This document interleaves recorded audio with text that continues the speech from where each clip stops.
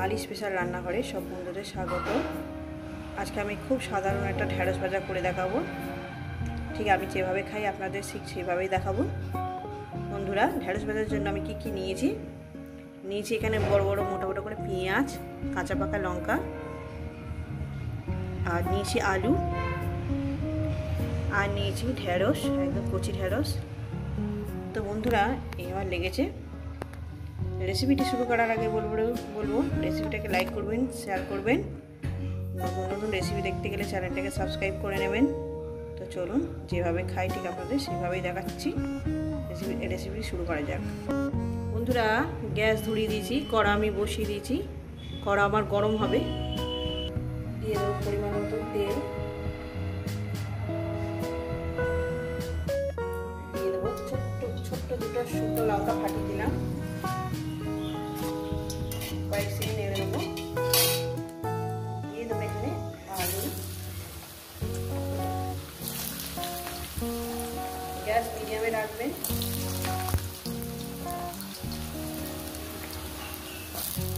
আলুগুলো দিয়ে দিলাম। এবার ঢ্যাঁড়সগুলো দিয়ে দেবো।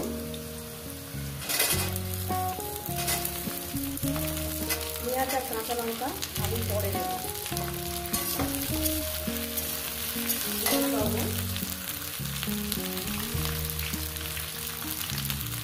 স্বাদ মতো লবণ দিয়ে দিলাম।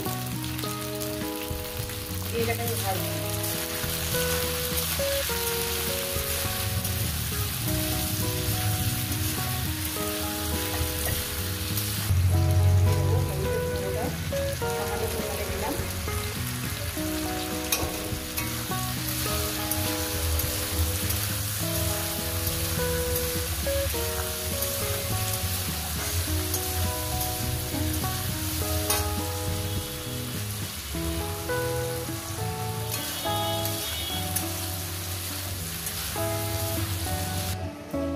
তো বন্ধুরা দেখুন, গাড়ির একটু আওয়াজ শোনা যাবে, যেহেতু আমরা মেন রাস্তার পাশেই আছি। এই রাস্তা গেছে, বড় বড় গাড়ি যায় এই রাস্তা দিয়ে। দেখুন,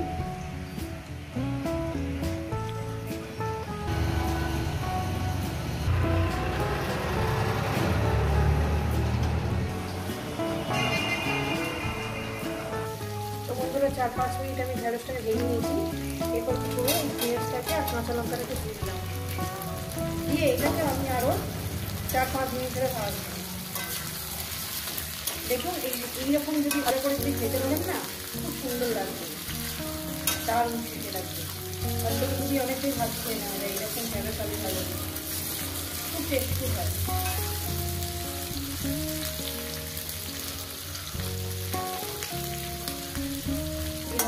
ছড়িয়ে ছড়িয়ে দেবেন যাতে সুন্দর করে আলু, পেঁয়াজ, ঢেঁড়স সব কিছু ভাজা হয়ে যায়। তো বন্ধুরা দেখুন কীভাবে ভাজাটা আমি রান্না করছি। কীভাবে রান্নাটা করবেন দেখবেন, দারুণ গন্ধ বেরিয়েছে একটা। পেঁয়াজগুলো একটু মোটা মোটা করে কেটে নেবেন, দারুণ সুন্দর লাগবে। আর পেঁয়াজগুলো একটু আলু ঢেঁড়সের সঙ্গে ভেজে নেবেন।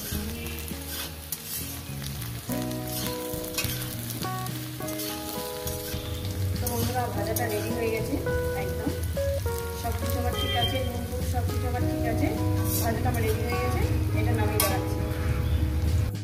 তো বন্ধুরা, এই রেসিপি যদি আপনাদের ভালো লেগে থাকে অবশ্যই কিন্তু কমেন্ট করে জানাবেন। রেসিপিটাকে লাইক করবেন, শেয়ার করবেন। নতুন নতুন রেসিপি দেখতে গেলে আপনারা চ্যানেলটাকে সাবস্ক্রাইব করে নেবেন। আবার নতুন কোনো রেসিপির সঙ্গে দেখা হচ্ছে। সবাই সুস্থ থাকবেন, ভালো থাকবেন, আর আমার নিত্য নতুন ভিডিও দেখবেন।